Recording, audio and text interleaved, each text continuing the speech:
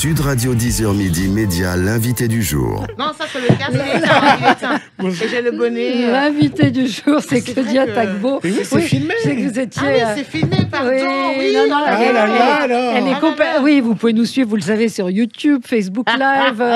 Et donc, elle arrive, elle a le bonnet, le masque, les écouteurs, le je peux enlever casque. le masque? Oui, vous pouvez l'enlever. Pardon, j'avais pas Si, compris. vous pouvez l'enlever parce qu'on est. Il y a un plexi, puis on est à plus de 2 D'accord. mètres de distance, il y a un plexi, Pardon. les fenêtres sont Les ouvertes, fenêtres sont donc ouvertes. il n'y a pas de souci. Ça vous fait pas peur, le virus? Non, ça me fait pas peur en soi parce qu'autrement on se cristallise. Voilà, déjà que tout est en apnée comme ça. Ouais. Mais du coup, je fais attention. Oui, c'est pour ça que le masque, je suis un peu. Oui, je fais attention parce que j'ai du monde autour de moi, donc voilà. je fais gaffe. Carton absolu pour Claudia Tagbo, et le crime lui va si bien, le crime vous va bien. Vous avez explosé tous les scores vendredi dernier d'audience. Vous êtes arrivé en tête avec cette série policière. Alors j'ai vu série rurale policière. Oui, on peut l'appeler comme ça. C'est un peu. Elle vit dans une oui, ferme. Oui, c'est dans une ferme. Elle trafique les truffes. Des tomates. Il faut raconter quand même l'histoire de cette série qui en fait a démarré avec un pilote. Oui, un pilote qui a été diffusé, je pense, à la même période l'année dernière. Oui, absolument, en décembre. Oui, donc c'est Gabi Molina, une capitaine de police qui est un peu, j'ai envie de dire, bourrue, qui quand elle a un truc dans la tête, elle lâche pas. Elle est pleine de conviction, elle y va, elle n'a pas peur, elle est franche, mais en même temps, elle est très touchante parce que je trouve que elle est dans cette ferme, elle n'a pas envie de partir de là, elle est chez elle, elle va transformer le lieu. Elle était censée faire une maison d'hôte, mais...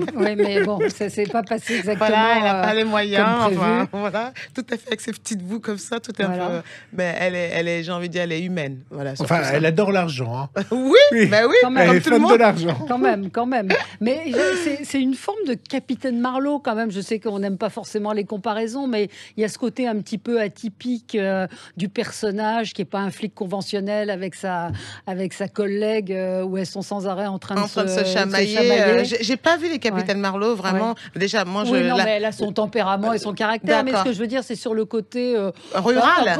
Un peu franc-tireur, un peu iconoclaste, un peu je m'en foutiste, où on dit les choses comme on les pense, et puis sortir un peu un peu borderline quand même. C'est ça, elle se fait rattraper, elle se remet dans les cadres avec sa collègue, donc Céline Richet qui lui dit un peu, écoute là, tu débordes un peu, et donc elle s'est dit bon, toi tu restes dans les clous, et puis moi je fais un peu ce que j'ai envie de faire. Samedi matin, comment vous avez réagi quand on vous a donné l'audience, plus de 6 millions de téléspectateurs? J'ai dit, bon, déjà, ça veut dire qu'il y a plus que la famille Tagbo qui a regardé. qui est déjà très nombreux. Voilà, on est déjà bien nombreux, donc il y a plus, voilà. Ça fait plaisir, et puis à la fois, on se dit, c'est une jolie rencontre, parce qu'ils avaient eu la démarche de mettre le pilote la semaine d'avant, et puis là c'était un inédit, donc j'appréhendais un peu, et puis là le public a répondu présent, donc merci vraiment à eux, parce que c'est sans eux les choses ne se font pas, donc merci à eux, et du coup oui, très très contente d'avoir des messages de la production, des messages SMS de la chaîne. Et vous avez peur ou pas quand vous étiez un peu anxieuse de savoir si ça pouvait marcher? Pas peur, parce que le travail, je l'avais pas vu du tout, moi. Donc, je l'ai découvert. Même le prochain. Vous l'avez regardé vendredi? J'ai regardé comme tout le monde, et ce vendredi, ça va être la même. Je n'aurais pas vu les épisodes avant. Donc, la peur, après, je mets les mots à leur place, parce qu'avec vu ce qu'on vit, j'ai envie de dire, c'est plutôt un bonus, ça. C'est sûr que c'est plutôt une bonne nouvelle. Voilà, et puis, pardon, Gilles, avec ce qu'on vit, justement, c'est aussi un moment pour s'évader, parce qu'il y a beaucoup d'humour. C'est une comédie policière, donc il y a un suspense, évidemment. Il y a un suspense, il y a une intrigue qui est traitée différemment, avec énormément de comédie. Donc la comédie est assumée, en tout cas. Oui, absolument. Voilà. Gilles, pardon. Vous vous êtes trouvé comment? Puisque vous êtes découvert vendredi, vous vous dites quoi? Mais je suis génial, ils ont monté ça. Je me dis, la chance qu'on a, c'est du replay, donc je vais essayer de le regarder encore une fois, parce que la première fois que je l'ai vu, c'est pourquoi tu as fait ça? Et pourquoi tu tournes ça? Tu aurais pu faire ça? Et on est sans cesse dans la critique, donc j'ai beaucoup regardé mes collègues, et Julien Rattel m'a fait mourir de rire. Julien Rattel, qui joue un flic. Alors, Julien Rattel qui joue un flic aux ordres des deux, et qui est un super comédien. Bruno Locher en petit escroc. Formidable. Il est formidable, Bruno et Laurent Manzoni, le patron, notre chef, notre commissaire. Donc, il y a également Hélène Cesaret qui est à côté de vous, qui est un peu votre opposée, on va dire. Voilà, elle est un peu...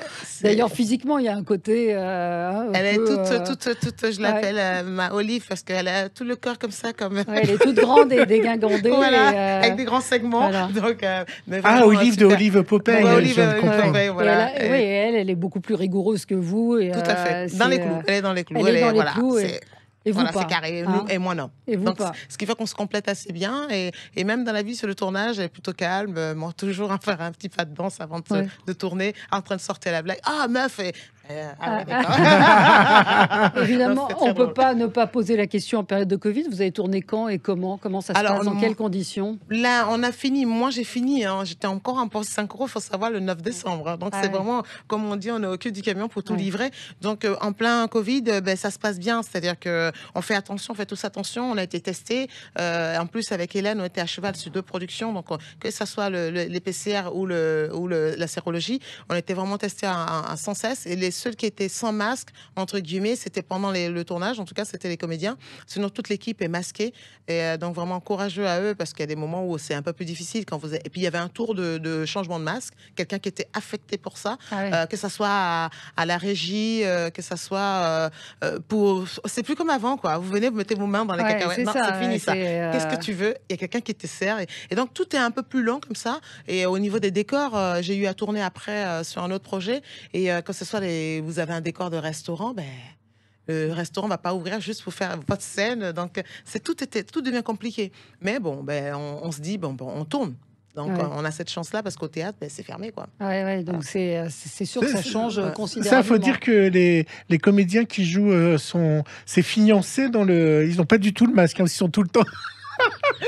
Ils sont tout le temps à poil et à la fenêtre dans la ferme. Dans le froid, parce qu'au moment où on tournait, il faisait froid. C'est vrai? Ouais, il faisait froid. C'était pas encore la neige, mais il fait froid. Donc j'étais là, allez les gars, on va en faire 6 prises. On va traîner un peu, on va en faire 15. Qu'est-ce qui vous a plu dans cette fiction? Pourquoi vous avez dit oui? J'ai dit oui parce que elle me plaît, elle est touchante. Je la trouve, j'aime bien son côté. Elle a du peps. Elle a du peps. Voilà, elle a du peps. Elle est haute en couleur et voilà, c'est ça qui m'a plu. Et puis c'est le côté aussi parce que moi je viens de région. Je suis pas une parisienne. Donc le fait qu'on tourne comme ça en région, ça me plaisait aussi. Et oui, elle est complètement atypique. Moi, je voulais vous poser une question un peu dans tout ce qui est ambiance.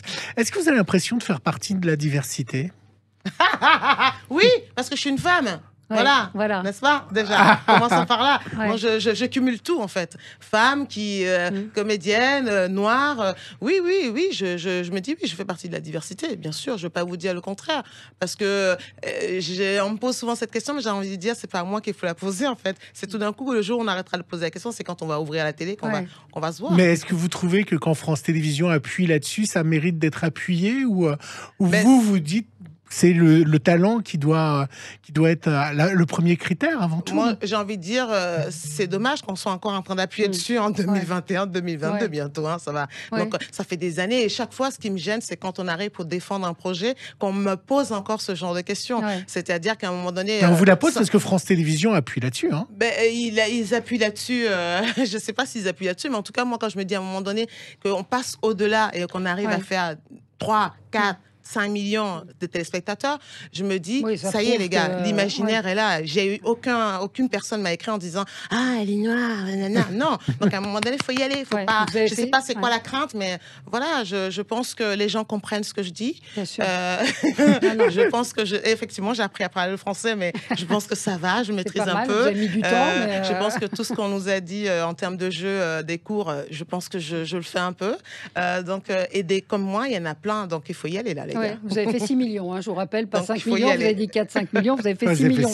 Mais c'est vrai que c'est dommage, on a eu moi je trouve dommage, France Télévisions a choisi de prendre un jeune chef malien pour une nouvelle émission culinaire et d'insister dessus. Moi je me serais pas posé la question de me dire tiens, ils ont pris un chef malien pour faire une émission de cuisine. Donc pourquoi avoir besoin de clouter comme ça à chaque fois les choses alors que c'est, comme vous le dites, naturel. Moi j'ai regardé la fiction, sans me dire. Je me pose pas la question comme ça. En tout cas, quand je vais sur un projet, je me dis pas parce que pour moi, ce problème-là, il est réglé de mon point de vue, en tout cas. Donc, c'est plus à moi qu'il faut poser la question. Moi, le matin, quand je me réveille, depuis que je suis toute petite, en fait, depuis l'âge de 9 ans, parce qu'effectivement, je voulais avoir des taches de rousseur et qu'on m'a mis en face en disant, tu n'auras jamais de taches de rousseur.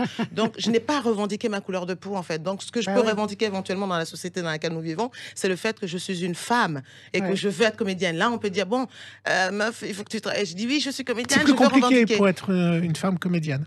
Je pense, parce qu'on est parce que c'est tout simplement difficile.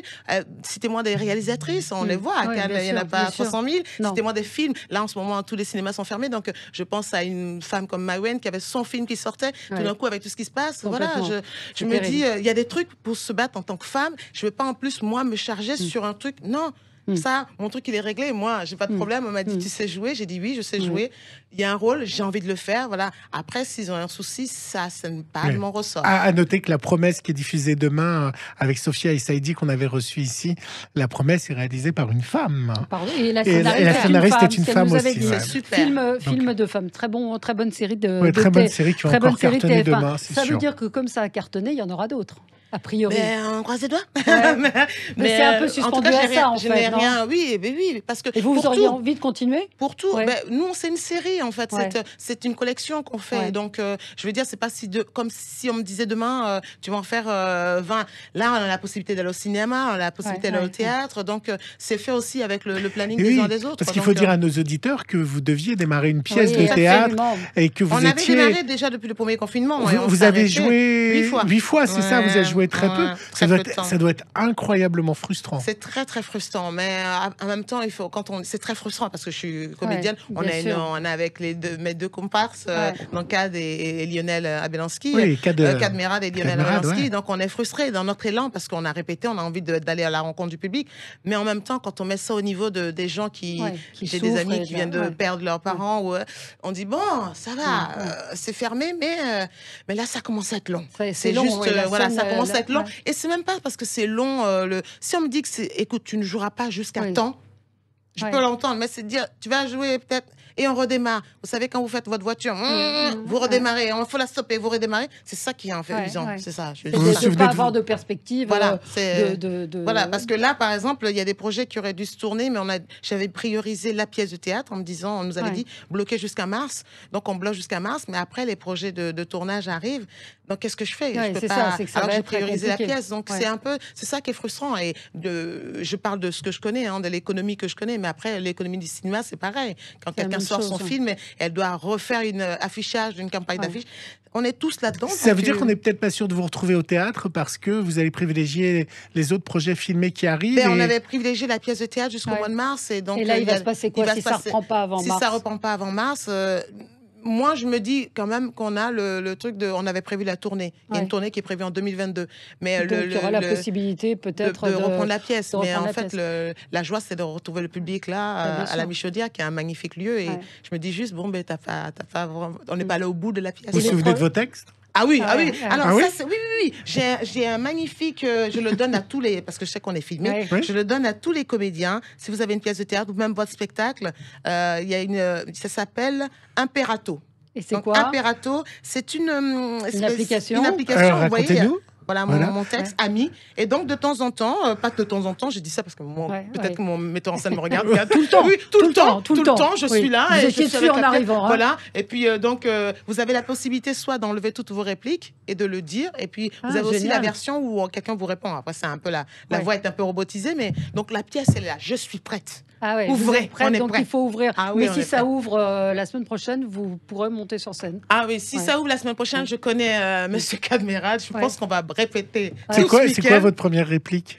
Ma première réplique, c'est alors, c'est qui? Voilà, c'est qui? On a un ami qui vient. Tu m'as dit qu'on était trois. Tu m'as dit qu'on était trois et que ne peut pas arrêter. Alors on est qui? Alors c'est qui le troisième? Ça va, le metteur en scène est rassuré. Je suis prête. Les tournages, ça c'est aussi les tournages qui étaient prévus peuvent avoir lieu ou pas? Ces différences qui concernent. Pour l'instant, en tout cas, pour ceux où on m'a en tout cas appelé, oui, on va tourner.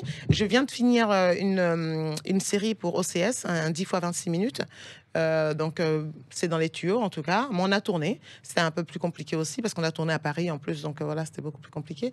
Parce qu'à Angoulême, notre chance a été qu'on était un peu en retrait. Ce qui faisait qu'on a vécu un peu la chose différemment. Mais normalement, oui, c'est prévu. Les tournages vont se faire. Alors, ce sera vendredi, ça continue. Le crime lui va si bien. On va suivre vos aventures. Claudia Tagbo avec Esprit et tu là, madame. Hélène Cesaret avec Esprit et tu là, parce qu'il y a toujours effectivement un côté assez aussi humoristique dans la manière dont le crime est découvert. Et là, c'est quelqu'un qui est mort de peur. C'est ça. Et il faut dire que c'est un chasseur de fantômes. C'est un chasseur de fantômes, et pour ceux qui me connaissent, sur papier, j'avais déjà peur. Donc, imaginez quand je vais découvrir vendredi. Ah, ça vous connaît, Ghost? Oui, c'est ça. Oui, c'est ça. Exactement, Merci beaucoup, Claudia Tagbo, d'être venue ce matin sur Sud Radio. Donc, bonne année. Bonne année. On espère qu'on vous verra bientôt sur scène. Et en tout cas, on se régale de vous voir à la télévision sur France 2 le vendredi soir. Merci à vous.